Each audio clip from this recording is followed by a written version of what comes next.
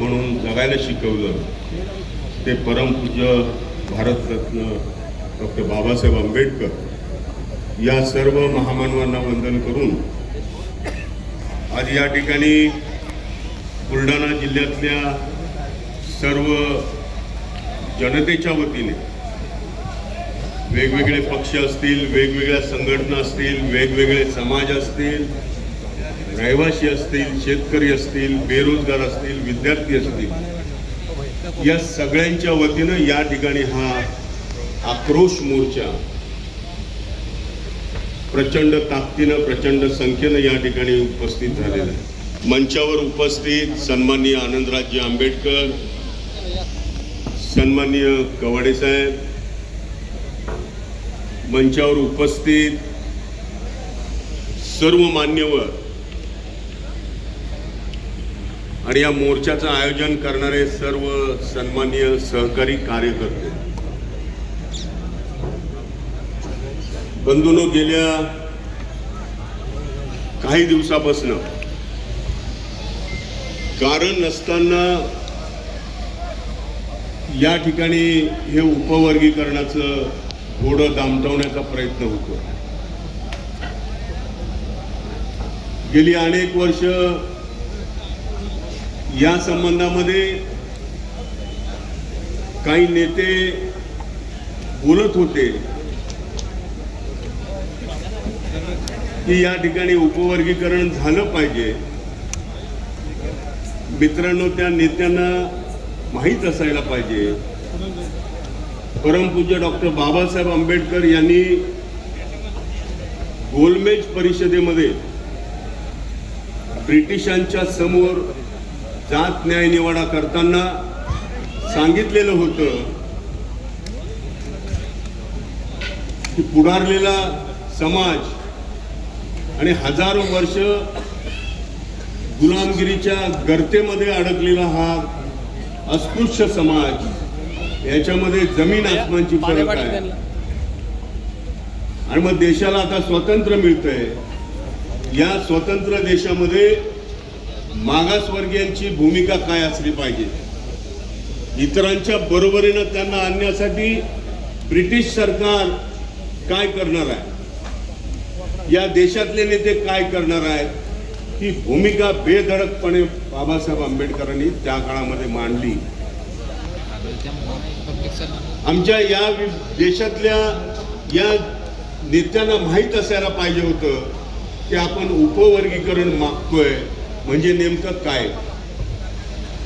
मित्रांनो, उपवर्गीकरण मागतोय याचा अर्थ जे 13% आरक्षण आहे राज्यघटनेनं आपल्याला दिलेलं, ते हळूहळू उपवर्गीकरणाच्या नादामध्ये सगळं संपून टाकायचं आहे। एकदा एका जातीला उपवर्गीकरणाचा लाभ दिला की दुसरी जात समोर येईल, तिसरी येईल, आपसामध्ये भांडणं करतील आणि मग हळूहळू एका समूहाचं रिझर्वेशन काढून घ्यायचं, असा हा डाव या ठिकाणी खेळला जातोय।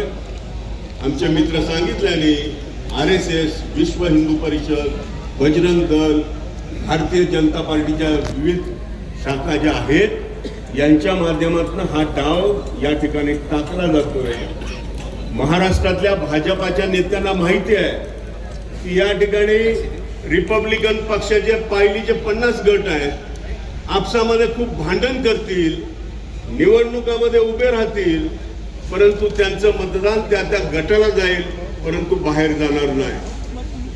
मग आम्हाला जर मतदान यांचं मिळत नसेल, जर हे आम्हाला मायनस करत असतील, तर आम्हाला प्लस करणारा कुठला समाज आहे, तर 2 नंबरचा मातंग समाज आहे।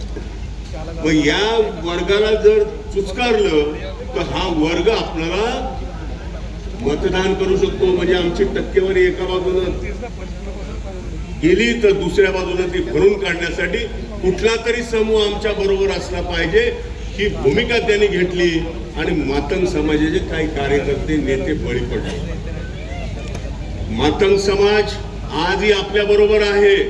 मातंग समाजातले काही पुढारी हे भारतीय जनता पार्टीच्या नेत्यांच्या नादाला लागलेले आहेत, हे आपण ओळखलं पाहिजे। आणि म्हणून आपल्याला मातंग समाजाला बिलकुल दोष द्यायचा नाही, ते बांधव आपलेच आहेत आणि या बांधवांना ही वस्तुस्थिती समजावून सांगणं आवश्यक. अरे मी मंत्री असताना बौद्धांच्या बरोबरीनं मातंग समाजाच्या सगळ्या कार्यकर्त्यांना त्यांच्या समाजाला सहकारी संस्थांचं वाटप केलं, सवलती दिल्या, अण्णाभाऊ साठे महामंडळाला प्रचंड शेअर कॅपिटल दिलं, भूमिहीनांना जमिनी दिल्या. 19,000 एकर जमीन मी माझ्या कार्यक्रमामध्ये वाटली. त्याच्यामध्ये मातंग समाजाचा सुद्धा मोठा वाटा आहे. त्यांच्या महामंडळाच्या माध्यमातून ते सगळे पुढे आले पाहिजे. संत रोहिदास महाराजांच्या जो महामंडळ आहे त्या महामंडळाच्या माध्यमातून चर्मकार समाजाला त्याचा फायदा झाला पाहिजे. मी कधी एक जातीपुरतं राजकारण आम्ही केलं नाही की हा बौद्ध आहे, मातंग आहे, चर्मकार आहे, ढोर आहे, असा हे उपवर्गीकरण आम्ही केलंच नाही. आणि माझी विनंती आहे सगळ्यांना की आपण सुद्धा कुठल्या प्रकारचं उपवर्गीकरण करता कामा नये. मी या सरकारला सांगू इच्छितो 2007 ते 2008 मध्ये लहुजी साळवे यांच्या नावानं जो आयोग आला तो माझ्या मंत्रिपदाच्या अगोदरचा आयोग होता. मातंग समाजाचा चेअरमन त्या ठिकाणी असायचा आणि त्याला राज्यमंत्री पदाचा दर्जा असायचा. मग हे राज्यमंत्री पदाचा दर्जा लाल बत्तीचा दिवा घेऊन चालले. 1 वर्षाचा कार्यकाळ असायचा. 1 वर्ष काही करायचं नाही. शेवटी मुख्यमंत्र्यांना सांगायचं की आम्हाला मुदतवाढ द्या. मग 1 वर्ष मुदतवाढ, 2 वर्ष मुदतवाढ, का लाल बत्ती वापरायला मिळते. ज्यावेळी मी मंत्री झाल्यावर माझ्याकडे अभ्यास आयोगाचा मुद्दा आला. मातंग समाजातल्याच काही कार्यकर्त्यांनी माझ्याकडे हा मुद्दा मांडला. त्यावेळेस मी ठरवलं की या आयोगाच्या सगळ्या शिफारशी याचा आपण अभ्यास करायला पाहिजे. ज्या सामाजिक न्याय विभागाच्या जेवढ्या योजना होत्या त्याच्यापेक्षा कितीतरी पटीनं या लहुजी साळवे अभ्यास आयोगाच्या शिफारशीमध्ये या योजना आहेत. माननीय तत्कालीन मुख्यमंत्री विलासरावजी देशमुख यांच्याकडे मी ते शिफारशी घेऊन गेलो. त्यांनी सांगितलं कॅबिनेटला आणा. मी कॅबिनेटला आणल्या आणि त्या शिफारशी शासनाकडून मंजूर करून घेतल्या. सरकारला विचारतो 2008 पासून तो 2026 पर्यंत 18-19 वर्षाचा काळ गेला. तुम्ही या आयोगाच्या शिफारशी जर अंमलात आणल्या असत्या तर मातंग समाज आज बौद्धांच्या सुद्धा पुढे गेला असता. परंतु मातंग समाजाला हे लक्षात येईना. जाब विचारला पाहिजे आपण. मी तर सांगतो आजही लहुजी साळवे आयोगाच्या शिफारशी लागू करण्यासाठी अशाच प्रकारचे मोर्चे आपण मातंग समाजासाठी काढूया आणि त्यांना दाखवून देऊ की तुमच्यातले काही लोक चुकीच्या पद्धतीने उपवर्गीकरणाचा मुद्दा उपस्थित करताय. तो अत्यंत चुकीचा आहे. आपल्याला सगळ्यांना घेऊन जायचं आहे. बाबासाहेब आंबेडकरांनी सर्व हरा समाजासाठी काम केलं, सर्व हरलेल्या लोकांच्यासाठी काम केलं. हीच भूमिका आपली असली पाहिजे आणि त्याच भूमिकेतून आपण पुढे जायला पाहिजे.